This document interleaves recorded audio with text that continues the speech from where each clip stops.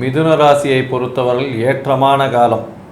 இந்த காலகட்டத்தில் பார்த்தீங்களேனால் இவர்களுக்கு பெரிய ஏற்றம் கிடைக்கக்கூடிய காலகட்டம். ஏன்னா ராசியிலேயே குரு பகவான், திருமண பாக்கியம் வந்தாச்சு, 7ஆம் இடத்தை குரு பகவான் பார்க்குறார்.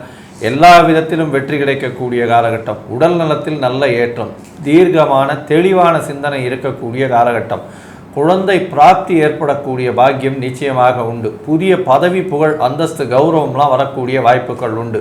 தொழிலில் பெரிய அபிவிருத்தி, தந்தையின் உடல்நலத்தில் நல்ல ஒரு ஏற்றம், வெளிநாடு போய் படிக்கக்கூடிய பாக்கியம் இருக்கக்கூடிய காலகட்டமாக அமையப்போகிறது. தந்தையின் மூலியமாக அதீதமாக, அதாவது குடும்ப சொத்துக்கள் வரக்கூடிய வாய்ப்புகள் நிச்சயமாக இருக்கும். புதிய முயற்சிகள் அனைத்தும் கைகூடும். எடுத்த முயற்சிகள், எடுத்த காரியங்கள் எடுத்த நேரத்தில் கண்டிப்பாக வரக்கூடிய வாய்ப்புகள் உண்டு.